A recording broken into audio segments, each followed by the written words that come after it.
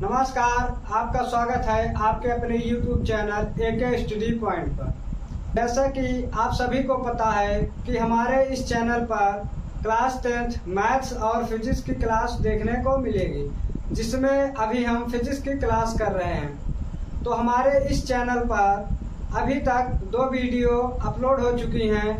यदि अभी तक आपने हमारी वो 2 वीडियो नहीं देखी है तो आप उसको जाकर देख सकते हैं, जो कि हमारा पहला पार्ट था समतल पृष्ठों पर प्रकाश का परावर्तन। तो आज हम स्टार्ट करने जा रहे हैं पार्ट 2, जो कि पार्ट का नाम है गोलीय पृष्ठों पर प्रकाश का परावर्तन। तो सबसे पहले जो ये पार्ट का नाम है इसको हम समझेंगे, फिर हम आगे चलेंगे और आगे समझेंगे। तो यहाँ पे पहले हम पार्ट का नाम समझ लेते हैं, गोलीय पृष्ठों पर प्रकाश का परावर्तन। प्रकाश और परावर्तन ये हम अपने पहले वीडियो में प्रैक्टिकल के माध्यम से समझा चुके हैं कि प्रकाश किसको बोलेंगे और परावर्तन किसको बोलेंगे। यदि अभी तक आपने हमारी वो वीडियो नहीं देखी है तो आप उसको देख सकते हैं। तो आइए हम समझते हैं ये गोली क्या होता है। गोली मतलब जो क्या हो, गोला हो। अगर कोई कांच का खोखला गोला है, अगर उसको हम क्या करें, बीच से काट दे तो उसमें कितने भाग बन जाएंगे, 2 भाग बन जाएंगे। जैसे कि हमारे पास ये क्या है, एक बल्ब है, विद्युत बल्ब है। यदि इसको हम क्या करें, बीच से ऐसे काट दे तो इसमें 2 भाग बन जाएंगे। मानते हैं जैसे कि ये हमारे पास एक क्या है, ये कांच का गोला है। अगर इसको हम क्या करें, बीच से ऐसे ऐसे क्या करें, इसको काट दे, बीचों बीच ऐसे क्या करें, काट दें तो इसमें कितने भाग बन जाएंगे, 2 भाग बन जाएंगे। मानते हैं काटने के बाद ये 2 भाग बन गए, इसको दूसरा भाग हम यहाँ पे बनाते हैं, ठीक, दूसरा भाग ये बन होगा। और हम क्या करें, ये जो 2 भाग बने हुए हैं, इसके एक पृष्ठ पर हम क्या करें, चांदी की पॉलिश या कलई कर दें तो यही जो प्राप्त होगा यही क्या कहलाएगा, गोलीय दर्पण कहलाएगा, ठीक, या गोलीय पृष्ठ कहलाएगा। कैसे, देखिए जैसे इसमें क्या है, ये पहला भाग जो है, ये जो पहला भाग है और ये दूसरा भाग है। इसके अगर हम इस अंदर वाले भाग पे क्या करते हैं, कलई कर देते हैं, ठीक, क्या कर देते हैं, कलई या पॉलिश आप बोल सकते हो।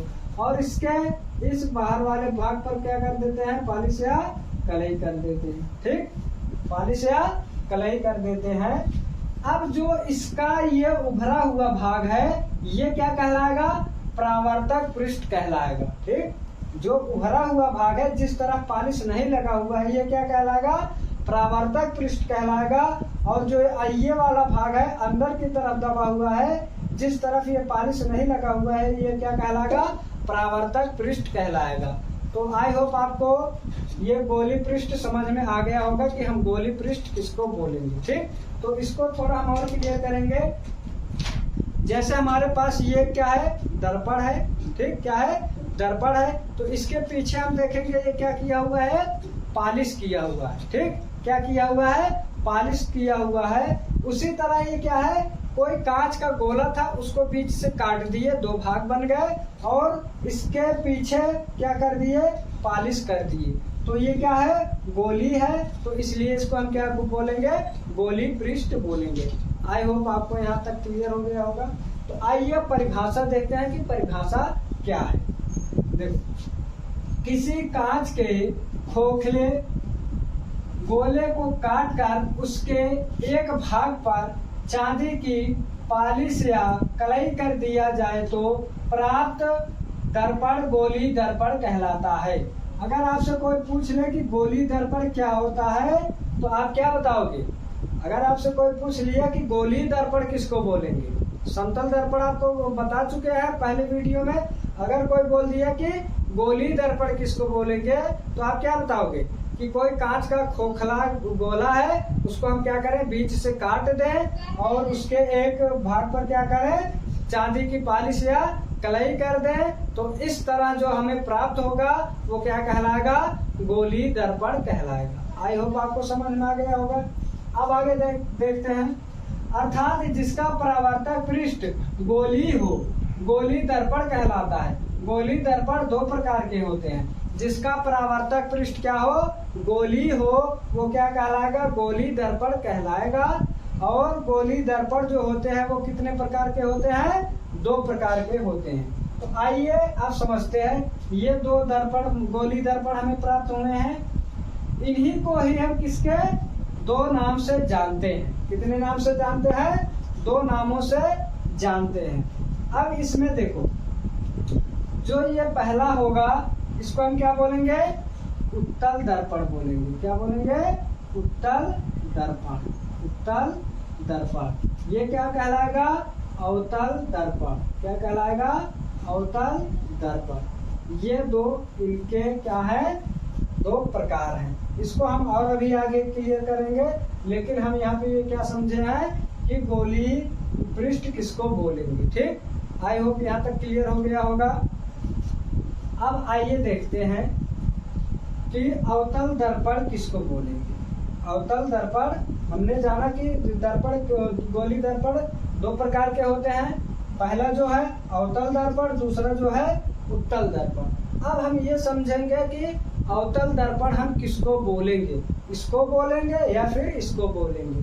ठीक, तो आइए इस परिभाषा के माध्यम से हम समझते हैं कि हम अवतल दर्पण किसको बोलेंगे। देखो, वह गोली दर्पण जिसका परावर्तक पृष्ठ अंदर की ओर दबा होता है अवतल दर्पण कहलाता है। यहाँ पे हम देखेंगे परावर्तक पृष्ठ बोल रहा है। क्या बोल रहा है, परावर्तक पृष्ठ। अब हमें यह समझना चाहिए कि परावर्तक पृष्ठ किसको बोलेंगे। ठीक, तो आइए इसको एक दर्पण के माध्यम से समझते हैं। देखो, जैसे ये दर्पण है, अगर इस पे प्रकाश पड़ेगा तो यहीं से क्या हो जाएगा, प्रकाश का परावर्तन हो जाएगा। अगर इस दर्पण पर प्रकाश पड़ेगा तो यहीं से ही क्या हो जाएगा, प्रकाश का परावर्तन हो जाएगा। मतलब जहां से प्रकाश परावर्तित हो रहा है इसको ही हम क्या बोलेंगे, परावर्तक पृष्ठ बोलेंगे। ठीक, और इसको क्लियर करते हैं। ये देखिए हमारे पास एक छोटा सा दर्पण का टुकड़ा है। अब अगर हम इस साइड से क्या करें, इस पे प्रकाश डालेंगे तो यहीं से क्या हो जाएगा, प्रकाश का परावर्तन हो जाएगा। मतलब इस भाग को हम क्या बोलेंगे, परावर्तक पृष्ठ बोलेंगे। लेकिन ये जो पीछे पॉलिश किया हुआ है इसको क्या हम परावर्तक पृष्ठ बोलेंगे, नहीं बोलेंगे। यहाँ से क्या होगा, परावर्तन इसका नहीं होगा। तो यहाँ से हम ये समझ सकते हैं कि दर्पण का प्रकाश का दर्पण के जिस भाग से परावर्तन होता है, ठीक, उसको हम क्या बोलेंगे, परावर्तक पृष्ठ बोलेंगे। तो आइए अब आगे क्लियर करते हैं। परावर्तक पृष्ठ अंदर की ओर दबा होता है अवतल दर्पण कहलाता है। क्या कहलाता है, जिसका परावर्तक पृष्ठ अंदर की ओर दबा होता है अवतल दर्पण कहलाता है। अब ये इसमें बताओ, क्या इसका परावर्तक पृष्ठ क्या है, दबा हुआ है या फिर इसका दबा हुआ है। देखो, ये जो ऐसे ऐसे किए हैं ये क्या है, पॉलिश किया हुआ है। क्या किया हुआ है, पॉलिश किया हुआ है। क्या, पॉलिश। और जो ये बाहर का ये उभरा हुआ है ये क्या है, परावर्तक पृष्ठ है। परावर्तक पृष्ठ, ठीक, परावर्तक पृष्ठ। अब ये बताओ, इसका इस वाले का भाग दबा हुआ है या फिर इस वाले का। तो हम देख रहे हैं जो हमारा ये है इसका जो परावर्तक पृष्ठ है क्या है, अंदर की ओर दबा हुआ है। तो इसका चित्र कैसे बनेगा अवतल दर्पण का, अवतल दर्पण कुछ इस तरह बनेगा। ये बाहर, ये क्या है, बाहर की तरफ क्या किया हुआ है, पॉलिश किया हुआ है। और ये इसका क्या कहलाएगा, ये मुख्य अक्ष। क्या कहलाएगा, मुख्य अक्ष। और यहाँ पे ये जिस बिंदु से होकर जाएगा इसको ध्रुव P बोलेंगे। क्या बोलेंगे, ध्रुव P बोलेंगे, जो अभी हम आगे सब कुछ डिस्कस करेंगे। ठीक, यहाँ से हम समझेंगे दर्पण के मध्य में जो बिंदु होता है उसको हम क्या बोलते हैं, ध्रुव बोलते हैं, जिसको हम P से प्रदर्शित करते हैं। और जो इस ध्रुव से रेखा जाती है उसको हम क्या बोलते हैं, मुख्य अक्ष बोलते हैं। क्या बोलते हैं, मुख्य अक्ष बोलते हैं। यहाँ पे हम केवल ये समझेंगे कि गोली अवतल दर्पण किसको बोलेंगे। अवतल दर्पण वह दर्पण है जिसका परावर्तक पृष्ठ अंदर की ओर दबा हुआ रहता है उसे हम क्या बोलेंगे, अवतल दर्पण बोलेंगे। आई होप आपको ये क्लियर हो गया होगा। अब आगे चलते हैं, आगे हम देखेंगे जो दूसरा हमारा है उत्तल दर्पण। क्या है, उत्तल दर्पण। अब उत्तल दर्पण को कैसे हम समझेंगे, जिस तरह हमने अवतल को समझा उसी तरह उत्तल को समझते हैं।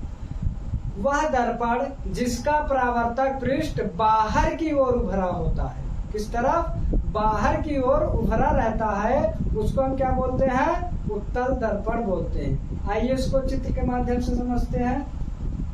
चित्र देखेंगे इसका कैसे बनेगा, इस उत्तल दर्पण का चित्र कैसे बनेगा। तो आगे चलते हैं, आगे देखेंगे। देखो उत्तल दर्पण में क्या होता है, ये इसका चित्र होगा। उत्तल दर्पण में कैसे इसका चित्र बनेगा, ये पीछे क्या किया हुआ है, ये पॉलिश किया हुआ, क्या है ये पॉलिश कर दिए हैं, ठीक। और ये जो ये वाला भाग है ये क्या है, परावर्तक पृष्ठ है। क्या है, परावर्तक पृष्ठ। क्या है, परावर्तक पृष्ठ है। तो अब यहाँ से हम इस परिभाषा देखेंगे, वह गोली दर्पण जिसका परावर्तक पृष्ठ बाहर की ओर, किस तरफ, बाहर की ओर उभरा रहता है या उभरा होता है, उत्तल दर्पण कहलाता है। अब ये बताओ, ये इसका परावर्तक पृष्ठ है, ये बाहर की ओर उभरा हुआ है ना, ये क्या होगा, अगर इस पर प्रकाश की किरण आपतित होगी तो ये क्या हो जाएगा, इसका परावर्तन हो जाएगा। तो इसका परावर्तक पृष्ठ क्या है, बाहर की ओर उभरा है कि नहीं उभरा है, तो यहाँ से इसका भी क्या होगा, ये अगर इस पर प्रकाश किरण आपतित होती है तो इसका क्या हो जाएगा, परावर्तन हो जाएगा। ठीक, क्या हो जाएगा, परावर्तन हो जाएगा। मतलब यहाँ पे हम समझेंगे जिसका परावर्तक पृष्ठ क्या होगा, बाहर की ओर उभरा रहेगा, उसे हम क्या बोलेंगे, उत्तल दर्पण बोलेंगे। आई होप यहाँ तक क्लियर हो गया होगा। अब आगे हम चलते हैं, जो इनसे कुछ संबंधित परिभाषाएं हैं उनको हम समझते हैं। आगे चलेंगे, इसको हटाते हैं, आगे देखते हैं क्या है, आगे समझेंगे और बिल्कुल आसानी से समझेंगे। अब आइए समझते हैं कि इनके कुछ क्या है, गोली दर्पण से संबंधित परिभाषाएं क्या है, गोली दर्पण से, गोली दर्पण से, गोली दर्पण से संबंधित परिभाषा। ठीक, परिभाषाएं, आइए देखते हैं। अब हमने समझ लिया कि भैया गोली दर्पण दो प्रकार के होते हैं, एक अवतल होता है, दूसरा उत्तल होता है। अवतल किसको बोलेंगे, जिसका परावर्तक पृष्ठ उभरा रहेगा, और उत्तल किसको बोलेंगे, जिसका परावर्तक पृष्ठ उत्तल किसको बोलेंगे, जिसका परावर्तक पृष्ठ उभरा रहेगा। अवतल किसको बोलेंगे, जिसका परावर्तक पृष्ठ अंदर की ओर दबा रहेगा। अब आइए इनसे कुछ परिभाषाएं हैं इनसे संबंधित दर्पण से, इनको हम पहले समझते हैं। अब हम समझेंगे पहला, दर्पण का ध्रुव। क्या बोलते हैं, ध्रुव। दर्पण का ध्रुव मानते हैं, ये है कौन सा दर्पण है, ये उत्तल है, और ये कौन सा दर्पण है, अवतल है, क्योंकि ये अंदर की तरफ दबा हुआ है परावर्तक पृष्ठ, ये बाहर की ओर उभरा हुआ है। अब इसका ध्रुव क्या होगा, हमें इस दर्पण का क्या बताना है, ध्रुव बताना है, मतलब पोल बताना है। देखो, दर्पण का वह मध्य बिंदु, जिससे होकर जाने वाले प्रकाश की किरण बिना विचलित हुए सीधे निकल जाती है, उससे ही हम क्या बोलेंगे, दर्पण का ध्रुव P बोलेंगे। या फिर ऐसे आप बोल सकते हो, दर्पण का जो मध्य बिंदु होता है उससे हम दर्पण का ध्रुव बोलते हैं, जिसे हम कैपिटल P से प्रदर्शित करते हैं। अब यहाँ पे आपने क्या समझा, जो दर्पण है उसका जो मध्य बिंदु है, मानते हैं इसका मध्य बिंदु ये है और इसका भी मध्य बिंदु ये है। ठीक, और यही क्या कहलाएगा, इसका ध्रुव P कहलाएगा। अब इससे रेखा प्रकाश किरण जो जाएगी वो सीधे निकल जाएगी बिना विचलित हुए, और ये भी क्या होगा, ये भी सीधे निकल जाएगा। इसी को हम क्या बोलेंगे, दर्पण का ध्रुव P बोलेंगे। इसको हम किससे प्रदर्शित करते हैं, P से प्रदर्शित करते हैं। आई होप दर्पण का ध्रुव क्लियर हो गया होगा। यदि परिभाषा आप लिखना चाहते हैं तो ऐसे लिख सकते हैं, दर्पण का मध्य बिंदु दर्पण का ध्रुव कहलाता है, जिसको हम कैपिटल P से प्रदर्शित करते हैं। आई होप इतना क्लियर हो गया होगा। अब आगे चलते हैं, दूसरा देखते हैं। दूसरा देखेंगे, जो दूसरा है वक्रता केंद्र, इसको समझेंगे। दूसरा जो है वक्रता केंद्र, वक्रता केंद्र, इसको समझेंगे। वक्रता केंद्र किसको बोलेंगे। अब हमें पता है ये जो दर्पण बने हैं कौन है, गोली दर्पण है। ठीक, क्या है, गोली दर्पण है। अगर हम कुछ इनको इमेजिन करें तो इसका क्या होगा, गोला कुछ इस तरह बनेगा, और इसका गोला कुछ क्या होगा, इस तरह बनेगा। क्या होगा, इस तरह बनेगा। ठीक, जैसे देखो ये क्या है, एक गोला है, मानते हैं इसका केंद्र ये है। क्या है, केंद्र ये है, सेंटर ये होगा। ठीक, ये क्या होगा, केंद्र होगा, सेंटर होगा। इतना क्लियर हुआ। आइए फिर इसको समझते हैं जरा।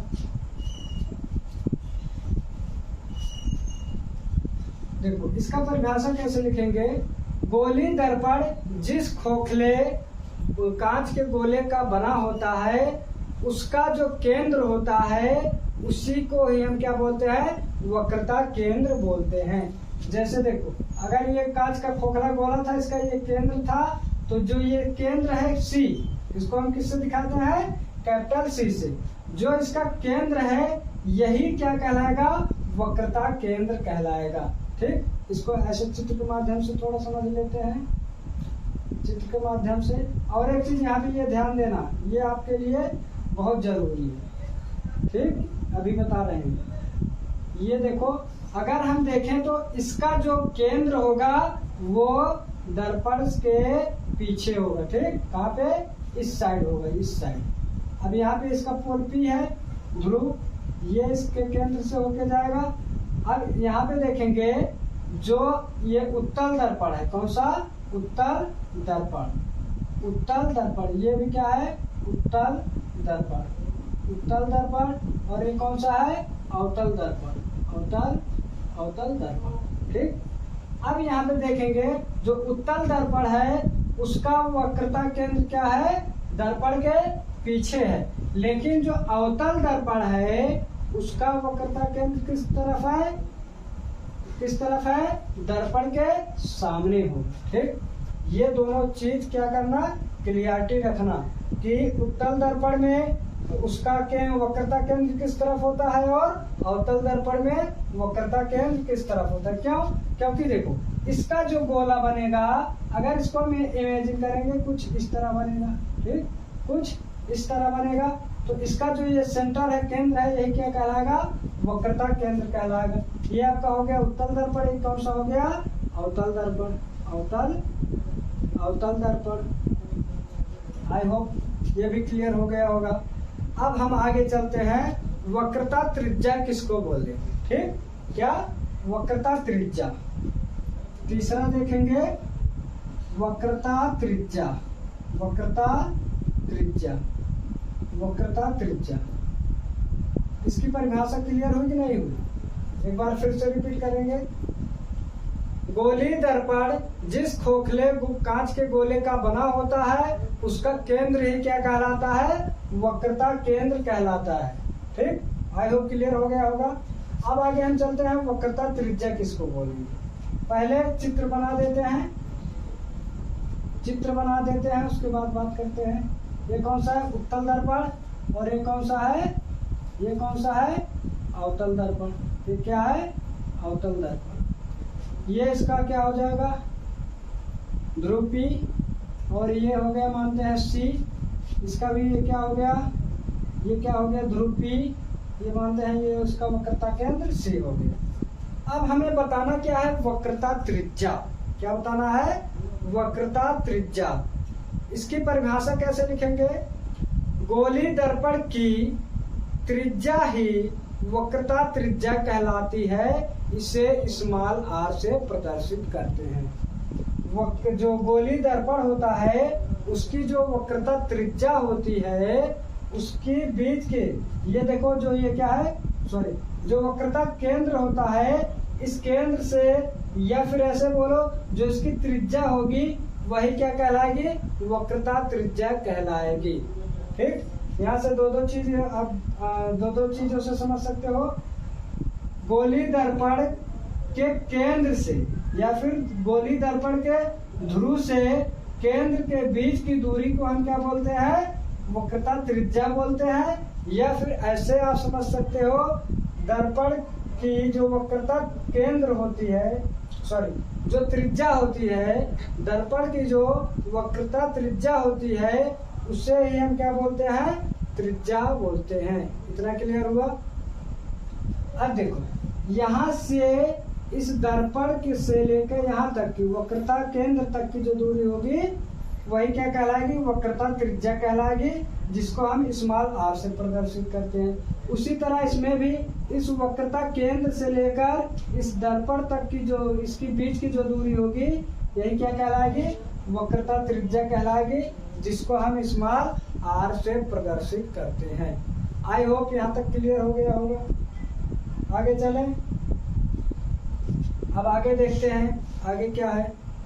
इस देखो, ये चित्र आप ऐसे भी बना सकते हो, पहला ऐसे बना लो, फिर ये दूसरा ऐसे बना लो, कोई समस्या नहीं। ठीक, बस हमने इसको इधर कर लिया है, इसको उधर कर दिया है, कोई समस्या नहीं है। ठीक, चित्र दोनों क्या है? सही है।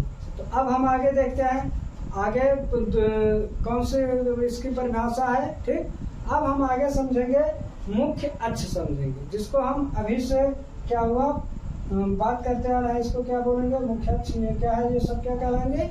मुख्य अक्ष कहलाएंगे। तो आगे चलते हैं, मुख्य अक्ष किसको बोलते हैं? मुख्य अक्ष को समझेंगे। आई होप परिभाषा क्लियर हो गया होगा।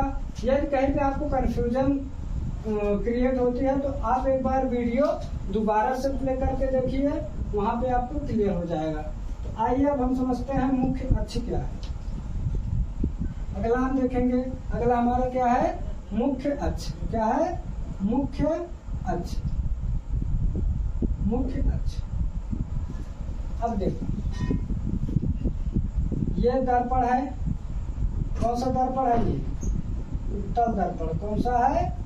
उत्तल दर्पण। और ये कौन सा है? अवतल दर्पण। कौन सा है ये? अवतल दर्पण। ठीक, अवतल दर्पण।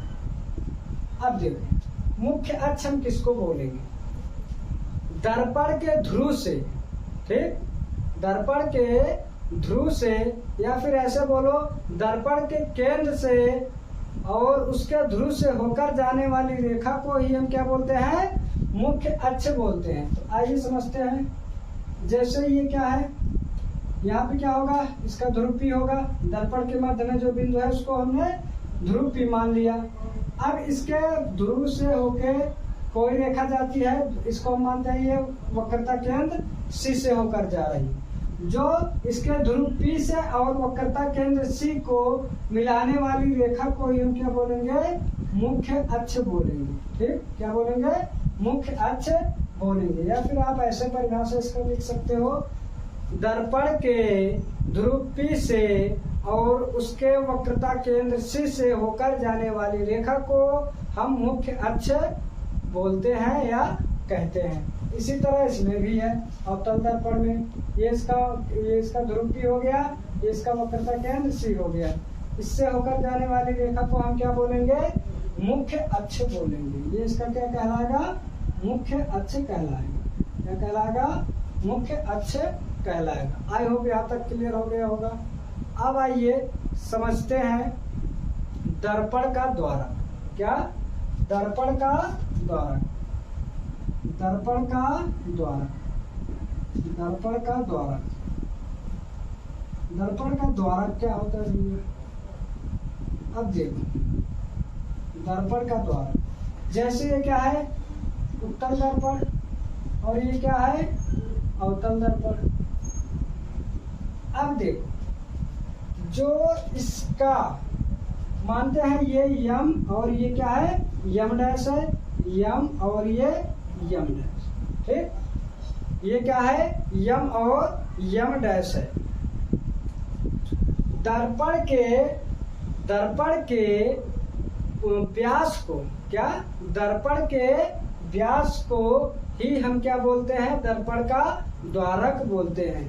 दर्पण के, ऐसे आप बोल सकते हो, गोली दर्पण के परावर्तक पृष्ठ के व्यास को दर्पण का द्वारक कहते हैं, ठीक। दर्पण के परावर्तक पृष्ठ के व्यास को दर्पण का द्वारक कहते हैं। मानते हैं ये इसका क्या है, व्यास है। ये क्या है इसका, ये इसका क्या है, क्या कहलाएगा, व्यास कहलाएगा। यही क्या कहलाएगा भैया, ये क्या कहलाएगा, यम और यम डैश क्या कहलाएगा, इसका द्वारक कहलाएगा। क्या कहलाएगा, द्वारक। ये क्या कहलाएगा, दर्पण का द्वारक कहलाएगा। आई होप क्लियर हो गया होगा। इसको और थोड़ा क्लियर बना देते हैं। ये इसका ध्रुव P हो गया, ये इसका केंद्र C हो गया, ये इसका ध्रुव क्या हो गया, P हो गया, ये इसका केंद्र C हो गया, ठीक। आपने परिभाषा लिखा कि नहीं, एक बार फिर से रिपीट करते हैं। दर्पण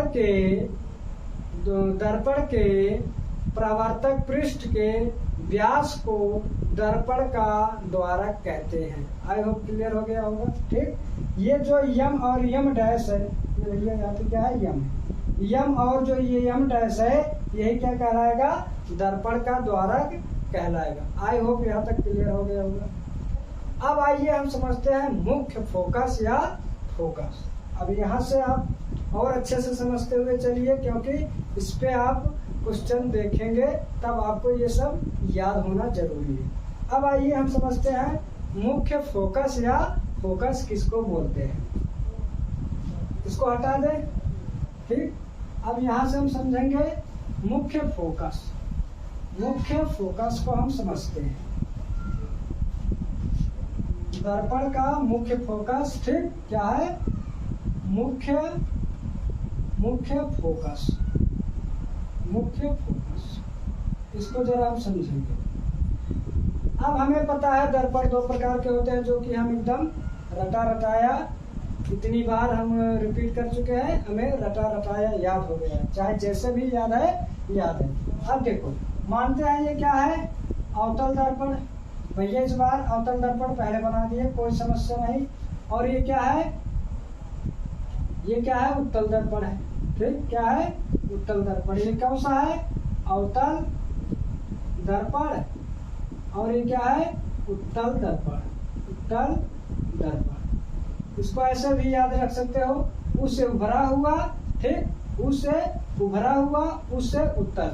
मतलब जिसका परावर्तक पृष्ठ क्या होगा, उभरा हुआ रहेगा, वो उत्तल दर्पण कहलाएगा।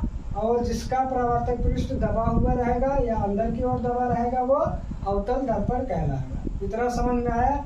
और हम यहाँ पे ये जानते हैं, ये इसका क्या कहलाएगा, मुख्य अक्ष, जो कि इसके ध्रुव P और वक्रता केंद्र C को रेखा मिलाती है। ये भी इसका ये क्या कहलाएगा, मुख्य अक्ष। ये P होगा और इसका C इस तरफ होगा, ठीक। आई होप यहाँ तक आपको समझ में आ गया होगा। अब आइए मुख्य फोकस को समझते हैं कि मुख्य फोकस है क्या। पहले इसकी परिभाषा हम समझ लेते हैं। जब कोई प्रकाश की किरण दर्पण के मुख्य अक्ष के समांतर आती है, ठीक। दर्पण के मुख्य अक्ष के समांतर आती है, तो दर्पण से परावर्तन के पश्चात, किसके, दर्पण से परावर्तन के पश्चात जिस बिंदु पर मिलती है या मिलती हुई प्रतीत होती है, वह बिंदु दर्पण का मुख्य फोकस या फोकस कहलाता है, ठीक। तो आइए अब यहाँ से समझते हैं हम इस चित्र से। हम मानते हैं ये क्या है, इसका है, ये क्या है, मुख्य अक्ष। क्या कहलाएगा, ये मुख्य अक्ष। ये भी क्या है, मुख्य अक्ष इसका कहलाएगा। अब इस मुख्य अक्ष के जो समांतर प्रकाश किरण है, ठीक, मुख्य अक्ष के समांतर, ये पहली प्रकाश किरण आई और ये भी दूसरी आई, ये नीचे से आई और ये भी क्या है, देख रहे हैं। ये जो मुख्य अक्ष है, ये जो मुख्य अक्ष है, इसके समांतर ही प्रकाश की किरणें आ रही हैं, यह समांतर आ रही हैं। ठीक, अब यहाँ से इनका क्या होगा, जब ये दर्पण पर टकराएंगे तो यहाँ से इनका क्या होगा, परावर्तन होगा। क्या होगा, परावर्तन होगा। ये परावर्तन के पश्चात कहाँ पे मिलेंगी, हम समझते, हमने परिभाषा में बताया कि ये जिस बिंदु पर मिलेंगी, मुख्य अक्ष के जिस बिंदु पर मिलेंगी, मुख्य अक्ष के जिस बिंदु पर मिलेंगी वही दर्पण का क्या कहलाएगा, मुख्य फोकस कहलाएगा। क्या कहलाएगा, मुख्य फोकस कहलाएगा। और इसको हम किससे प्रदर्शित करते हैं, कैपिटल एफ से प्रदर्शित करते हैं। किससे, कैपिटल एफ से प्रदर्शित करते हैं। आई होप मुख्य फोकस समझ में आ गया। यहाँ पे भैया कौन सा क्या है, मुख्य फोकस एफ, कैपिटल एफ। समझ में आया। जब कोई प्रकाश की किरण मुख्य अक्ष के समांतर आती है तो दर्पण से परावर्तन के पश्चात मुख्य अक्ष के जिस बिंदु पर मिलती है वह बिंदु मुख्य फोकस कहलाता है या फोकस कहलाता है। ठीक, ये तो क्या हो गया, वास्तव में ये मिल रहे हैं, लेकिन हमने क्या और बताया था, यह मिलती हुई प्रतीत होती है। कैसे, अब आइए देखते हैं। ये इसका क्या है, ये मुख्य अक्ष के समांतर आएगी, मुख्य अक्ष के समांतर आ रही है। ठीक, अब क्या इनका हम समझते हैं, हम जानते हैं ये इसका क्या होगा, फोकस या अब इसका परावर्तन कुछ इस तरह उसी माध्यम में हो जाएगा। ठीक, क्या हो जाएगा, उसी माध्यम में इनका क्या हो जाएगा, परावर्तन हो जाएगा। ठीक, अब हम ये जानते हैं कि अगर ये समांतर आ रही है, ठीक, ये प्रकाश की किरणें कैसे आ रही हैं, मुख्य अक्ष के समांतर आ रही है। अब ये हमें किस बिंदु से आती हुई प्रतीत होंगी, फोकस एफ से आती होती प्रतीत होंगी। किससे, फोकस एफ से आती हुई प्रतीत होंगी। क्या होगी, ये फोकस एफ से आती हुई प्रतीत होंगी। कितना समझ में आया, मुख्य फोकस समझ में आया। आई होप आपको यहाँ तक क्लियर हो गया होगा कि फोकस हम किसको बोलेंगे। अब हम आगे देखते हैं, जो आगे हमारा है, जो आगे हमारा इसके क्या है परिभाषा है, उसको देखते हैं या फिर हम आगे चलते हैं। अब हम देखेंगे आगे फोकस दूरी। ठीक, क्या देखेंगे, फोकस दूरी। क्या देखेंगे, फोकस दूरी। इसको थोड़ा समझते हैं, फोकस दूरी किसको बोलेंगे। देखो, नया चित्र बनाते हैं। ये क्या है, अवतल दर्पण। ये क्या है, उत्तल दर्पण। ये इसका क्या है, मुख्य अक्ष। ये इसका ध्रुव P हो गया, ये C हो गया, केंद्र हो गया। और ये क्या हो गया, मुख्य अक्ष। इसका ये फोकस F हो गया और इसका ये केंद्र, वक्रता केंद्र C हो गया। ठीक, अब यहाँ पे हम ये समझेंगे कि इसमें फोकस दूरी किसको बोलेंगे। ये F हो गया और ये मानते हैं ये यहाँ C यहाँ पे। ठीक, C यहाँ पे। अब देखो, दर्पण के ध्रुव P, किससे, दर्पण के ध्रुव P, या फिर ऐसे बोलो दर्पण से जो दर्पण से लेकर जो मुख्य फोकस है इसके बीच की दूरी, ये इतनी दूरी, ये इतनी दूरी क्या कहलाएगी, इसकी फोकस दूरी कहलाएगी। ठीक, जैसे यहाँ पे समझेंगे, अगर ये यहाँ पे इसका क्या था, ये मुख्य फोकस था। अब यहाँ से लेकर यहाँ तक की ये जो दर्पण से मुख्य फोकस की बीच की दूरी है, यही क्या कहलाएगी, फोकस दूरी कहलाएगी, जिसको हम स्मॉल एफ से प्रदर्शित करते हैं। कितना समझ में आया। फोकस दूरी किसको बोलेंगे, दर्पण ध्रुव P से मुख्य फोकस एफ के बीच की दूरी को ही हम क्या बोलेंगे, फोकस दूरी बोलेंगे। आई होप यहाँ तक क्लियर हो गया होगा। इसी तरह इस उत्तल दर्पण में भी है। अब जो यहाँ से इसके ध्रुव P से लेकर या दर्पण से लेकर फोकस एफ की जो दूरी है, ये क्या कहलाएगी, फोकस दूरी कहलाएगी, जिसको हम स्मॉल एफ से प्रदर्शित करते हैं। आई होप क्लियर हो गया होगा। अब आगे हम चलते हैं। जो हमारी अगली हेडिंग है वह है किरण आरेखों का उपयोग करके गोली दर्पणों द्वारा बने प्रतिबिंबों का निरूपण। मतलब जो गोली दर्पण होते हैं उनसे जो प्रतिबिंब बनते हैं वो कैसे बनते हैं और कब बनते हैं, इनको हम समझेंगे। तो आइए देखते हैं क्या है। गोली दर्पणों द्वारा प्रतिबिंब बनाने के लिए निम्न तीन नियम हैं। कितने नियम है? निम्न 3 नियम हैं। किन्हीं 2 नियमों का प्रयोग किया जा सकता है। जो गोली दर्पण से प्रतिबिंब बनते हैं उनसे 3 नियम है, और इन तीनों नियमों में से किन्हीं 2 नियमों का प्रयोग किया जा सकता है। तो आइए समझते हैं वो कैसे कैसे हैं। जो पहला देखेंगे। पहला जो है, यदि कोई प्रकाश किरण, जब कोई प्रकाश की किरण मुख्य अक्ष के समांतर आती है, ये भैया ये कौन सा है? ये अवतल दर्पण है, ठीक, अवतल दर्पण, और ये कौन होंगे? उत्तल दर्पण है, उत्तल दर्पण, ठीक, ये है, ये सभी उत्तल दर्पण, ये सभी क्या है? अवतल दर्पण। तो इसको समझेंगे। यदि किसी दर्पण के मुख्य अक्ष के समांतर कोई प्रकाश किरण आती है तो वो परावर्तन के पश्चात फोकस एफ से होकर गुजरेगी, ठीक। अवतल दर्पण में जब प्रकाश की किरण मुख्य अक्ष के समांतर आएगी वो फोकस एफ से होकर गुजरेगी। लेकिन इसमें क्या है? उत्तल दर्पण में क्या है? यदि कोई मुख्य अक्ष के समांतर प्रकाश की किरण आती है तो ये किससे आती हुई प्रतीत होगी? फोकस एफ से आती हुई प्रतीत होगी, ठीक। इससे फोकस एफ से जाती हुई, आती हुई नहीं, जाती हुई प्रतीत होगी। क्या होगी? फोकस एफ से जाती हुई क्या होगी? प्रतीत होगी, ठीक। पहला नियम ये हो गया। दूसरा नियम देखेंगे। जब कोई प्रकाश किरण दर्पण के फोकस एफ से प्रवेश करती है या दर्पण के फोकस एफ से प्रवेश करती है या दर्पण पर आपतित होती है तो परावर्तन के पश्चात वो मुख्य अक्ष के कैसे हो जाएगी? समांतर। ये हमारा क्या कहलाएगा? मुख्य अक्ष। क्या कहलाएगा? मुख्य अक्ष। ये भी मुख्य अक्ष, ये भी मुख्य अक्ष, और ये भी मुख्य अक्ष, ये भी मुख्य अक्ष, ये भी मुख्य अक्ष। जब कोई प्रकाश की किरण फोकस एफ से आती है तो दर्पण से परावर्तन के पश्चात मुख्य अक्ष की कैसे हो जाती है? समांतर हो जाती है, ठीक। तो अब उसी तरह उत्तल दर्पण में देखेंगे। जब कोई प्रकाश किरण फोकस एफ से आती हुई प्रतीत होती है, किससे? फोकस एफ से आती हुई प्रतीत होती है तो ये परावर्तन के पश्चात मुख्य अक्ष की कैसे हो जाती है? समांतर हो जाती है, ठीक। अब आगे देखेंगे तीसरा नियम। तीसरा नियम क्या है? जब कोई प्रकाश किरण दर्पण के वक्रता केंद्र C से आपतित होती है तो परावर्तन के पश्चात पुनः उसी मार्ग में वापस लौट जाती है।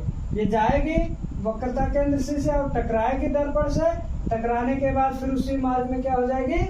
वापस लौट जाएगी, ठीक। इसी तरह उत्तल दर्पण में भी है। जब कोई प्रकाश की किरण वक्रता केंद्र C से आती हुई प्रतीत होती है तो आने वाले प्रकाश किरण परावर्तन के पश्चात पुनः उसी मार्ग में वापस लौट जाती है। अब ये 3 नियम है। इन 3 नियमों में से 2 नियमों का हम प्रयोग कर सकते हैं प्रतिबिंब बनाने के लिए। तो प्रतिबिंब कब बनता है इसको थोड़ा समझ लेते हैं। अब जो ये देखो परावर्तित किरणें हैं, ठीक, जिसका परावर्तन हो रहा है, जब 2 किरणें आपस में कहीं एक दूसरे को काटेंगी या किसी बिंदु पर मिलेंगी वहीं पर उनका क्या बनेगा? प्रतिबिंब बनेगा। अब देखो जैसे ये क्या है? आ रही है, आने के बाद दर्पण पर पड़ी और यहाँ पे टकराने के बाद ये वापस आ गई, ठीक। ये वापस परावर्तन इसका हुआ जो कि फोकस एफ से होके गुजरा। अगर यहीं पे क्या होता, अब अगर यहाँ पे अगर हम क्या करें, ये वक्रता केंद्र C से कोई प्रकाश किरण गुजार दे तो ये तो फिर ऐसे उसी मार्ग में क्या हो जाएगी? वापस हो जाएगी। अब ये जिस बिंदु पर एक दूसरे को काट रही है वहीं पर इनका प्रतिबिंब बनेगा जो कि हम अभी आगे डिस्कस करेंगे। आई होप यहाँ तक क्लियर हो गया होगा। अब आइए हम आगे देखते हैं हमारी अगली हेडिंग क्या है। जो हमारी अगली हेडिंग है वह है गोली दर्पणों से प्रतिबिंब का बनना। जो गोली दर्पण होते हैं उनसे जो प्रतिबिंब बनता है उनके बारे में हम जानेंगे। गोली दर्पण कितने प्रकार के होते हैं? 2, जिसमें हम सबसे पहले देखेंगे अवतल दर्पण द्वारा, उसके बाद हम उत्तल दर्पण का देखेंगे। तो आइए देखते हैं अवतल दर्पण द्वारा जो प्रतिबिंब बनता है।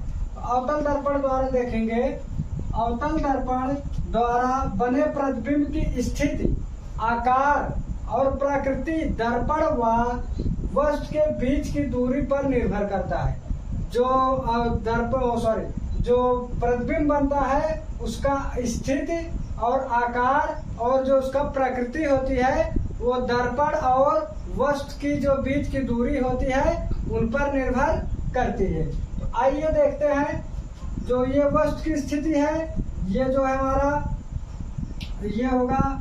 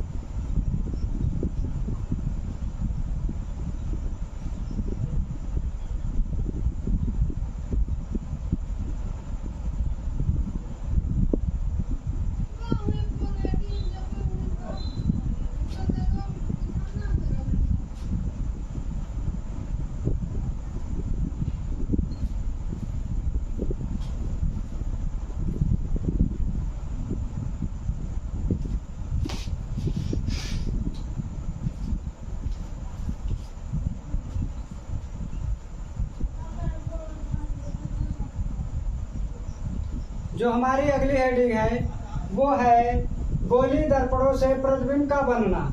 हम जानते हैं कि गोली दर्पण दो प्रकार के होते हैं, एक होता है अवतल और एक होता है उत्तल। तो जिसमें हम पहले देखेंगे अवतल दर्पण द्वारा जो प्रतिबिंब बनते हैं उनको। तो आइए थोड़ा इसके बारे में जानते हैं।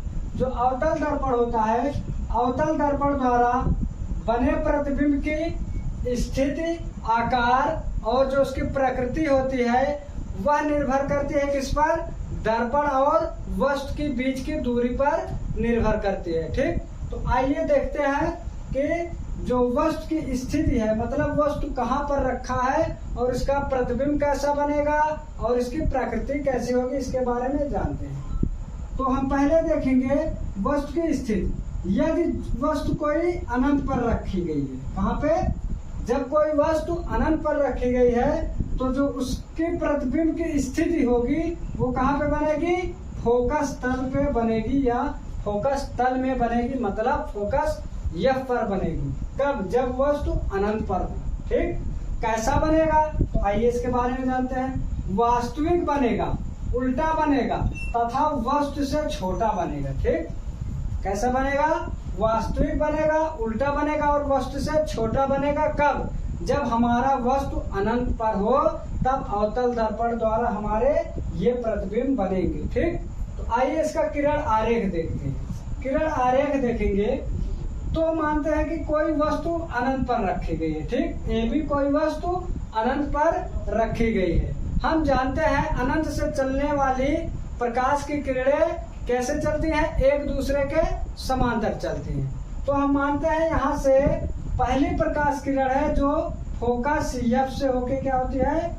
दर्पण पर आपतित होती है। ठीक, अब हमें पता है कि जब कोई प्रकाश किरण किसी दर्पण पर फोकस F से आपतित होती है तो परावर्तन के पश्चात मुख्य अक्ष के समांतर हो जाती है। ठीक, तो दूसरी जो प्रकाश किरण है वो वक्रता केंद्र शीर्ष से आपतित होती है और हम जानते हैं जब शीर्ष से आपतित होती है तो परावर्तन के पश्चात पुनः उसी मार्ग में वापस लौट जाती है। तो अब जो ये दोनों परावर्तित किरणें हैं, कौन से? जो दोनों परावर्तित किरणें हैं जहां पर एक दूसरे को काटेंगे या जिस बिंदु पर मिलेंगे वहीं पर इनका प्रतिबिंब बनेगा। ठीक, तो हम यहाँ पे ये देख रहे हैं ये परावर्तित किरणें एक दूसरे को फोकस या फिर यहाँ पे काट रहे हैं जो कि फोकस तल में ही है। यहाँ पर इनका प्रतिबिंब बन जाएगा A' B'। यहाँ पे प्रतिबिंब उल्टा बन रहा है, आप देख रहे हैं ये ऊपर था, B नीचे था, तो जो प्रतिबिंब बना वो नीचे आ गया, B ऊपर चला गया। ठीक, आई होप ये क्लियर हो गया होगा। तो देखो हमने 3 नियम पढ़े थे, ठीक, प्रतिबिंब के। तीन में से दो नियमों का हम प्रयोग कर सकते हैं। तो हम देख रहे हैं दो नियम इसमें लग रहे हैं, ठीक, जो कि पहला फोकस एफ से हो रहा है और दूसरा जो नियम एक लिए है वो वक्रता केंद्र सी से आपतित हो रहा है, तो पूरा उसी मार्ग में वापस लौट जा रहा है। तो हम दो नियमों का प्रयोग कर रहे हैं, ठीक। तो आइए अब आगे देखते हैं इन्फिनिटी। इन्फिनिटी मतलब ये अनंत है, ये अनंत का चिन्ह होता है, ठीक। इन्फिनिटी या अनंत और वक्रता केंद्र सी के बीच में जब वस्तु रख दें, ठीक। आप एक चीज देखेंगे, हम जैसे जैसे दर्पण के पास वस्तु लाते जाएंगे वैसे वैसे हमारा प्रतिबिंब दर्पण से दूर बनता चला जाएगा, ठीक। पहले अनंत पे था तो फोकस तल में बना। अब आइए देखते हैं जब हम वस्तु को अनंत और वक्रता केंद्र सी के बीच में रखते हैं तब प्रतिबिंब कहाँ पर बनता है। मानते हैं ये वक्रता केंद्र सी है और ये क्या है, अनंत है। अनंत और वक्रता केंद्र सी के बीच में हम वस्तु रख दिए, अब प्रतिबिंब कहाँ पर बनेगा। तो हम देखेंगे जो प्रतिबिंब बनेगा वो फोकस तथा वक्रता केंद्र सी के बीच में बनेगा। कहाँ पे, फोकस और वक्रता केंद्र सी के बीच में बनेगा। कैसा बनेगा, वास्तविक बनेगा, उल्टा बनेगा तथा वस्तु से छोटा बनेगा। कैसा बनेगा, वास्तविक बनेगा, उल्टा बनेगा तथा वस्तु से छोटा बनेगा। ये आपके लिए बहुत इंपॉर्टेंट है जो बता रहे हैं। ये आपके बोर्ड एग्जाम में इससे एक क्वेश्चन जरूर देखने को मिलेगा, जिसमें आपको क्वेश्चन दिया रहेगा, उसको आप हल करोगे तो उसमें आपको बोलेगा कि इसका किरण आरेख भी बनाइए। तो आप अगर अच्छे से समझे रहेंगे तो आप वहाँ पे अच्छे से बना पाएंगे, ठीक। तो अगर हम जब अनंत और सी के बीच में रख दिए तो प्रतिबिंब एफ और सी के बीच में बनेगा, वास्तविक उल्टा तथा वस्तु से छोटा बनेगा। आइए देखते हैं। अब जब हम यहाँ पे वस्तु रख दिए तो हमें पता है वस्तु से चलने वाली दो किरणें चलती हैं, ठीक। पहला मानते हैं मुख्य अक्ष के समांतर जा रही है। अब हम जानते हैं कि अगर मुख्य अक्ष के समांतर जा रही है तो परावर्तन के पश्चात फोकस एफ से होकर गुजरेगी, ठीक। दूसरा मानते हैं दूसरी प्रकाश किरण वक्रता केंद्र सी से होके जा रही है, जो परावर्तन के पश्चात पुनः उसी मार्ग में वापस लौट जाएगी। अब जो ये परावर्तित किरणें हैं एक दूसरे को जिस बिंदु पर काटेंगे वहीं पर इनका प्रतिबिंब बनेगा। तो हम देख रहे हैं वो एफ और सी के बीच में काट रही हैं, तो यहीं पर इनका प्रतिबिंब बनेगा, वास्तविक बनेगा, उल्टा बनेगा और वस्तु से छोटा बनेगा, ठीक। आप देख रहे हैं यहाँ पे वस्तु इतनी बड़ी रखी गई है, प्रतिबिंब इतना छोटा बन रहा है। एक चीज यहाँ पे ये ध्यान देना, वास्तविक क्या वाला है, ठीक, वास्तविक समझ लो। अब यहाँ पे परावर्तित किरणें वास्तव में मिल रही हैं, इसलिए वास्तविक बन रहा है, ठीक। कैसे बन रही है, वास्तव में मिल रहा है इसलिए वास्तविक बन रहा है। तो आइए अब अगली स्थिति देखते हैं। जब हम वस्तु वक्रता केंद्र सी पर रख दें, जब हम वस्तु को वक्रता केंद्र सी पर रख दें तब प्रतिबिंब कहाँ पर बनेगा। तो हम देख रहे हैं जो प्रतिबिंब की स्थिति है वो वक्रता केंद्र सी पर ही बनेगा, ठीक। कैसा बनेगा, वास्तविक, उल्टा तथा वस्तु के बराबर बनेगा। कैसा बनेगा, वास्तविक बनेगा, उल्टा बनेगा, वस्तु के बराबर बनेगा। मतलब दर्पण के सामने जितनी बड़ी हम वस्तु रखेंगे उतनी ही बड़ी उतनी ही बड़ी प्रतिबिंब बनेगा। और जिस बिंदु पर रख रहे हैं वक्रता केंद्र पर रख रहे हैं तो वक्रता केंद्र पर ही बनेगा। तो आइए इसको समझते हैं। जब हम वस्तु को वक्रता केंद्र सी पर रख दिए, कहाँ पे, सी पर रख दिए, तो तब इस वस्तु से दो प्रकाश किरणें चलेंगी। एक तो मुख्य अक्ष के समांतर जाएगा जो फोकस एफ से होकर क्या हो जाएगा, इसका परावर्तन हो जाएगा। जब इसका परावर्तन होगा ये फोकस एफ से होकर गुजरेगा। और जो दूसरी प्रकाश किरण है वो फोकस एफ से होकर आपतित होती है, ठीक। जो दूसरी प्रकाश किरण है वो फोकस एफ से होकर आपतित होती है और परावर्तन के पश्चात ये कैसे हो जाएगी, मुख्य अक्ष के समांतर हो जाएगी। अब यहाँ पे हम देखेंगे ये तो आपतित हो गई और ये भी क्या हो गई, आपतित हो गई। ये इस किरण का परावर्तन हो रहा है और इसमें इस किरण का क्या हो रहा है, परावर्तन। अब यही परावर्तित किरणें एक दूसरे को जिस बिंदु पर काटेंगे वहीं पर प्रतिबिंब बनेगा। तो हम देख रहे हैं ये जो काट रही हैं वक्रता केंद्र सी पर ही काट रही हैं, तो इसलिए इसका प्रतिबिंब वक्रता केंद्र सी पर ही बनेगा, ठीक। तो ये तीन है, तीन अभी और है, उसको भी हम देख लेते हैं। अब हम यहाँ पे ये देख रहे हैं कि हम वस्तु जैसे जैसे पास लेके जा रहे हैं दर्पण के, प्रतिबिंब वो वैसे वैसे दर्पण से दूर होता जा रहा है। ठीक, तो आइए अब आगे हम देखते हैं। आगे हमारी जो 3 स्थितियाँ थी उनको हम देख चुके हैं। ये हमारी 3 स्थितियाँ और हैं। अवतल दर्पण द्वारा टोटल 6 स्थितियों में प्रतिबिंब बनता है। तो आइए इन 3 स्थितियों को और हम देखते हैं और समझते हैं। तो अब हम देखेंगे, जब हम वस्तु को वक्रता केंद्र C और फोकस के बीच में रख देते हैं तब प्रतिबिंब हमारा जो है वो कहाँ पे बनता है? वक्रता केंद्र C और अनंत के बीच बनता है। कहाँ पे बनता है? वक्रता केंद्र और अनंत के बीच में बनता है। कैसा बनता है? वास्तविक बनता है, उल्टा वस्तु से बड़ा बनेगा। ठीक, जो प्रतिबिंब बनेगा वास्तविक बनेगा, उल्टा बनेगा और वस्तु से बड़ा बनेगा। किसके किसके बीच? वक्रता केंद्र से और अनंत के बीच में बनेगा। ठीक, तो आइए इसका किरण आरेख भी देखते हैं। तो यहाँ से हम किरण आरेख देखेंगे। जब हम वस्तु को कहाँ पे रख दिए? वक्रता केंद्र और F के बीच में। आप देख रहे हैं ये इसका वक्रता केंद्र C है, ठीक, और इसका फोकस ये F है। इसके बीच में ये वस्तु AB रखी गई है, इसके बीच में ये वस्तु AB रखी गई है। अब यहाँ से इस वस्तु से 2 प्रकाश किरणें क्या होंगी? चलेंगी। तो यहाँ से हम देख रहे हैं ये दर्पण पे टकराने के बाद जो मुख्य अक्ष के समांतर जा रही थी उसका परावर्तन जब हुआ तो ये फोकस F से होकर परावर्तित हुई, और जो दूसरी प्रकाश किरण है जो फोकस F से आपतित हुई दर्पण पर, और दर्पण से परावर्तन के पश्चात वो मुख्य अक्ष के समांतर हो गई। ठीक, अब यही जो दोनों परावर्तित किरणें हैं एक दूसरे को जिस बिंदु पर काटेंगे वहीं पर इनका क्या बनेगा? प्रतिबिंब बनेगा। तो हम देख रहे हैं ये एक दूसरे को इस बिंदु पर काट रही हैं जो कि अनंत और इन्फिनिटी के बीच में है, सॉरी अनंत और वक्रता केंद्र C के बीच में है। ठीक, तो यहाँ पर इनका प्रतिबिंब बन रहा है। तो कैसा बन रहा है? वास्तविक बन रहा है, उल्टा बन रहा है, वस्तु से बड़ा बन रहा है। तो हम देख रहे हैं वस्तु यहाँ पे इतनी छोटी रखी गई है और प्रतिबिंब इतना बड़ा बन रहा है, मतलब वस्तु से कुछ ना कुछ जरूर बड़ा रहेगा। आई होप ये क्लियर हो गया होगा।